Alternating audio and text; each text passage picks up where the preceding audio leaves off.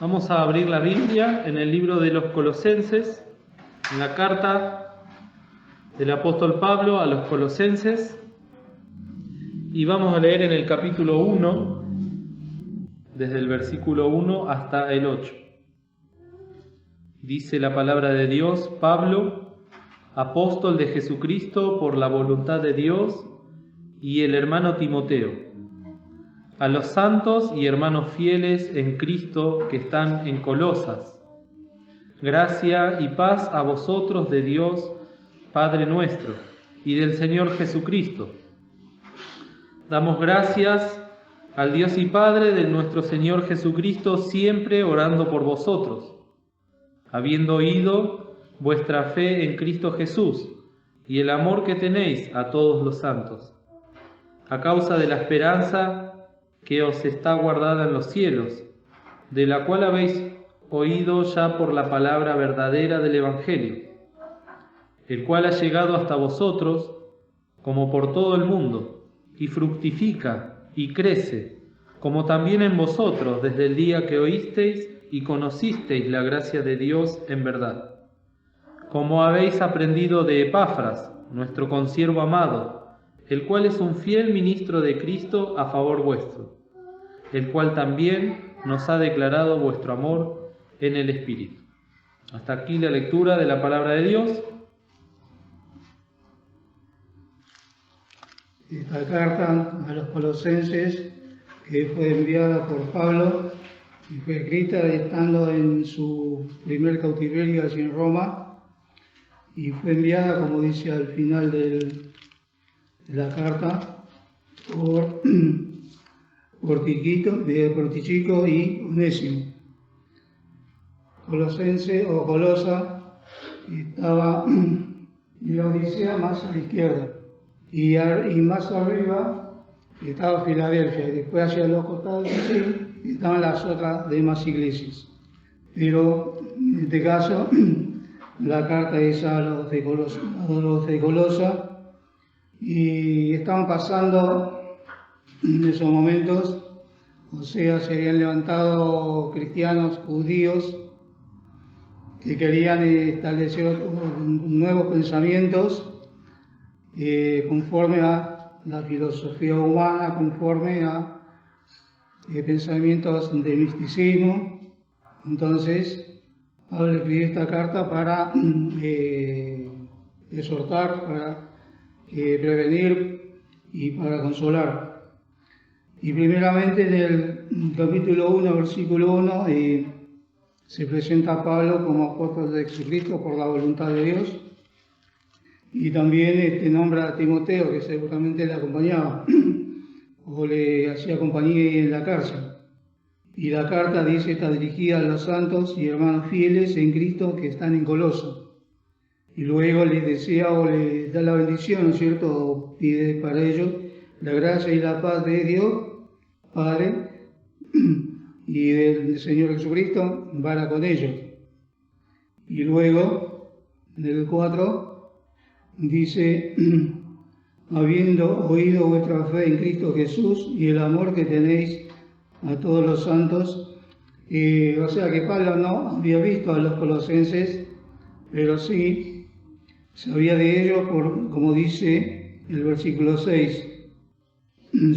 Pero habiendo oído vuestra fe en Cristo Jesús y el amor que tenéis a todos los santos, pero dice que Epafras seguramente fue el que le dio le comunicó a Pablo de la conducta, del testimonio que estaban dando estos creyentes allí en Colosas.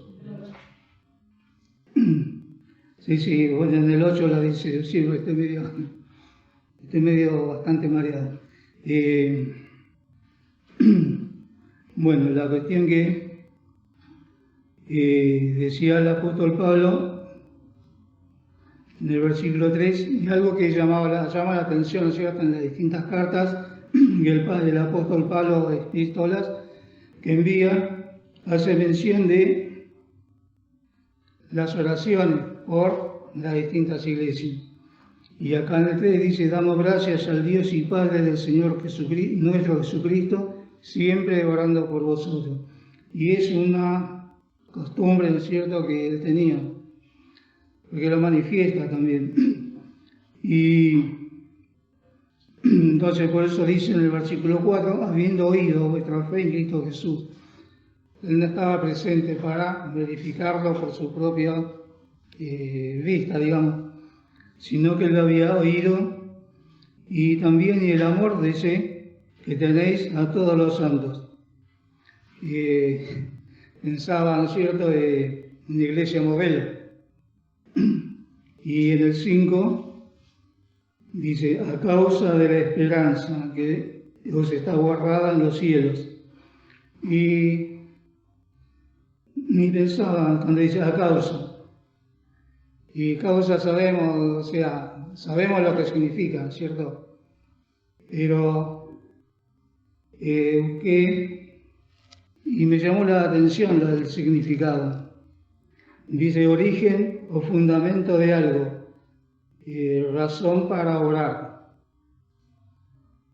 Y qué bien que está aplicada esta palabra que escribiera el apóstol en su carta. Por eso dice para,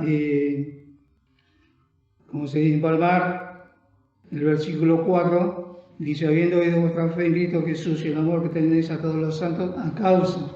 Era lo que motivaba a los filipenses para obrar. O sea, era lo que, o sea, esto es lo que causaban, ¿cierto?, que obraran. Pero, ¿cuál era lo que el pensamiento o la, como dice acá, a causa de la esperanza? Ese era el motivo. Y los incitaba a obrar de esta manera que dice en el versículo 4, habiendo oído vuestra fe en Cristo Jesús y el amor, las dos cosas. Pero también busqué esperanza, sabemos lo que es, algo que se espera, ¿no es cierto? Pero en el diccionario común habla de esperanza en las cosas de acá abajo, y las cosas que se ven no se esperan acá abajo. Porque el otro día hablaba con alguien, qué lindo sería que recibamos una herencia de alguien, ¿no es cierto?, que hizo una esperanza que se pero desde acá abajo, es un pensamiento. Pero de esta esperanza no tiene nada que ver con las cosas de acá abajo. Y dice, a causa de la esperanza que os está guardada en los cielos. Y yo pensaba, qué lejos que está en los cielos. No la podemos alcanzar. Aparte está guardada, no la podemos ver. O escondida, podríamos también decir. No la podemos ver. Entonces, ¿qué necesitamos? Necesitamos lo que decía acá, en el versículo 4, habiendo oído vuestra fe. Y es por la fe que podemos ver esta esperanza que está escondida en los cielos, o que está escondida en Dios, como dicen nuestros textos. Y me redarguye esta palabra, ¿no es cierto? Porque la verdad que, no sé, creo que nunca la vi de esta manera. Y enseñanza que nos deja esta congregación de Colosa para poder imitar esta fe, porque si tenemos esperanza, tenemos que manifestarla. Si tenemos fe, tenemos que manifestarla en esperanza, como dice un texto, en Romanos 8:24, si alguien lo puede leer, si me ayudan. Qué distinta, ¿no es cierto?, lo que es la esperanza humana a la esperanza que el Señor nos da. La esperanza que está escondida en los cielos, que está guardada en los cielos. Y nuestra esperanza es el Señor Jesucristo, porque Él es el que obró todas las cosas para que nosotros podamos tener esta esperanza que está guardada en los cielos. Pero también nos impulsa o nos insta a orar, porque decía la palabra esta, causa, origen o fundamento de algo, razón o motivo para obrar. Entonces, esa es la exhortación, que debemos empezar a obrar estas cosas y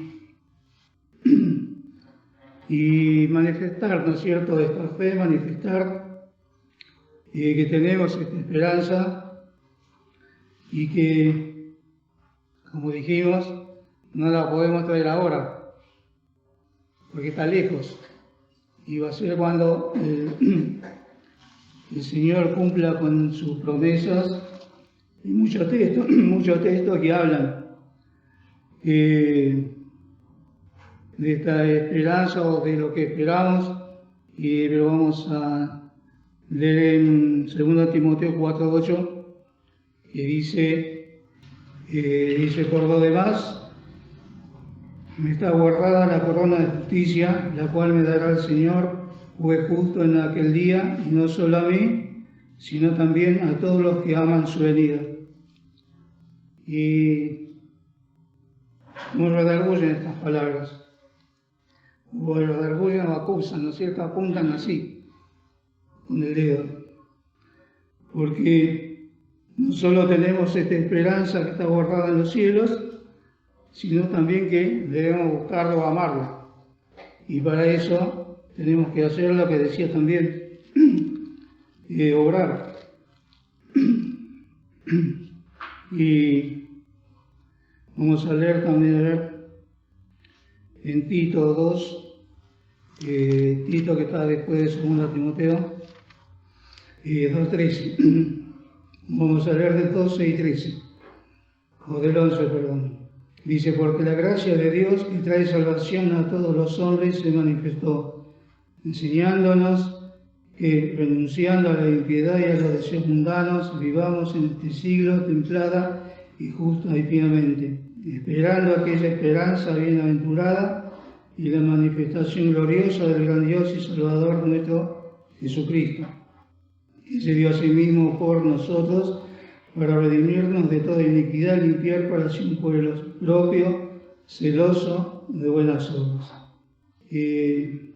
Realmente me impactó mucho estos textos, este pasaje, porque, me redarguían, ¿no es cierto?, para ponerme en movimiento, para manifestar esta esperanza, si bien no la vemos porque está escondida en el cielo, guardada, pero la vemos por la fe. Y bien lo dice también allí en Hebreos 11, versículo 1, después la fe, la sustancia de las cosas que se esperan. Y eso es lo que nosotros no vemos, pero esperamos. Y dice la demostración de las cosas que no se ven. Y debemos entonces demostrar esta fe, demostrar esta esperanza, manifestando, haciendo obrar con nuestro obrar. Y como decía,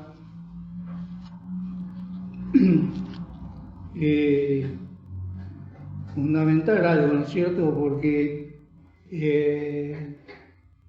si no tomamos responsabilidades, digamos, ¿cómo podemos demostrar estas cosas?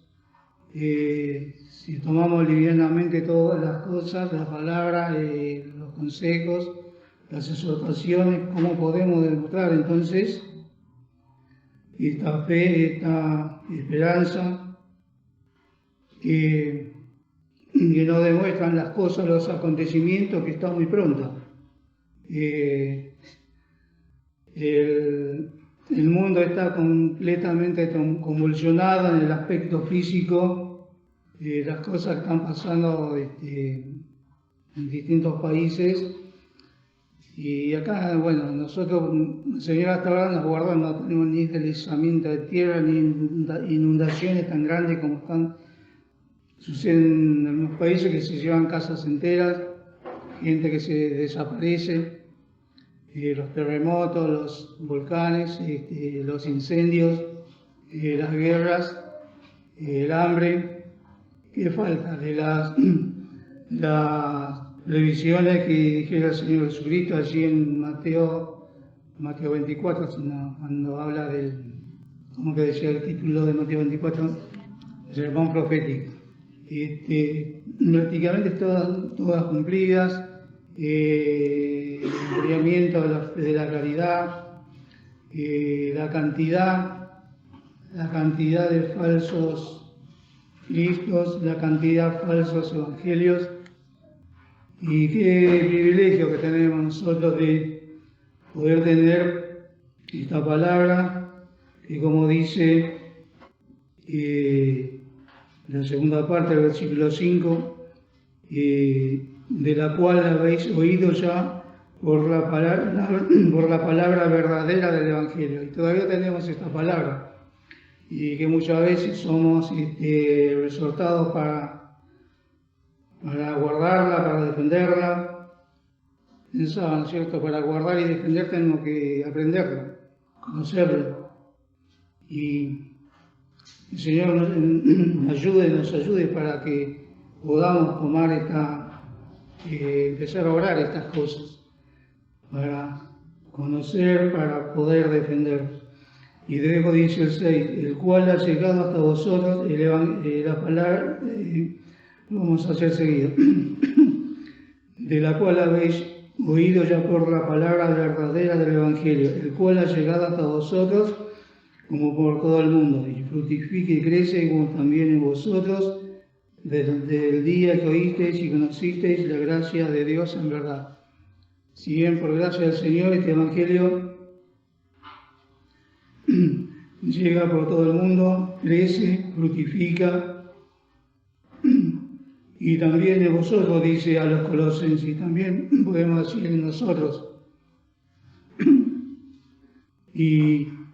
Y desde el día, dice, que oísteis y que conocisteis la gracia de Dios en verdad. Que el Señor nos ayude también para imitar a estos creyentes que fueron allí en Colosas, para que también pueda fructificar en medio nuestro y en nosotros. Y al cual luego en el 7 dice, como habéis aprendido de Epafras, nuestro consiervo amado, el cual es un fiel ministro de Cristo a favor vuestro. Y era evidente que Epafras fuera el que fundó esta iglesia en Colosas. Y dice de él Pablo, como habéis aprendido de Epafras, el cual es un fiel ministro de Cristo a favor de la iglesia que estaba en Colosas. Y esta carta fue escrita en el año 62 después de Cristo. Así que hoy estamos al 2020, o 2023, así que hace 1900, hace unos cuantos años, ¿cierto? Pero qué vigente que es. Esta mañana decía Alfredo, ¿no es cierto?, de la palabra de Dios. Está vigente. Pensaba mientras leía en cuanto a todos estos pensamientos que se levantan en este mundo, y esperemos que no es medio nuestro, pero que se levantan, y hay iglesias enteras con estos pensamientos humanos. Y me acordaba del principio, ¿no es cierto?, allí en el Edén. Abel, en el sacrificio de un cordero, simbolizando la obra del Señor Jesucristo. Y Caín, llevando el fruto de la tierra, simbolizando las obras humanas. Y esto le costó la vida a Abel, el primer mártir. Y eso fue ya hace quizás 6.000 años, no sé, pero qué vigente, ¿no es cierto?, en las palabras desde el principio hasta nuestro tiempo. Y cómo el Señor de distintas maneras y de muchas, como le decía Pablo a los Hebreos, en el capítulo 1, Dios, habiendo hablado muchas veces y de muchas maneras, en otro tiempo a los padres por los profetas, en los primeros días nos ha hablado por el Hijo, el cual constituyó heredero de todo, por el cual asimismo hizo el universo. Y estas mismas palabras son para nosotros también, porque todo lo que recibieron los hebreos lo recibimos nosotros porque quedó registrado. Así que no podemos aducir o decir que nosotros no supimos. Una gran bendición, ¿no es cierto?, de conocer toda la historia de este pueblo y las experiencias amargas que tuvieron, pero también en nuestro tiempo uno ve experiencias amargas porque el Señor hace justicia y a pesar que no estamos en la dispensación de la ley, sino en la dispensación de la gracia, porque vemos este mundo, ¿no es cierto?, guerras, hambre no por causa de, sino por causa del hombre, y todas estas cosas que estamos viendo. Entonces Dios hace justicia. Y todas estas cosas, bueno, que el Señor pueda abrir nuestros ojos para que podamos ver estas cosas que de pronto pasan desapercibidas, porque dan cumplimiento a la palabra y a las promesas que el Señor dejó escritas en su palabra, para nuestra enseñanza, para nuestra admonición, como decía el apóstol. El Señor puede entonces bendecirnos.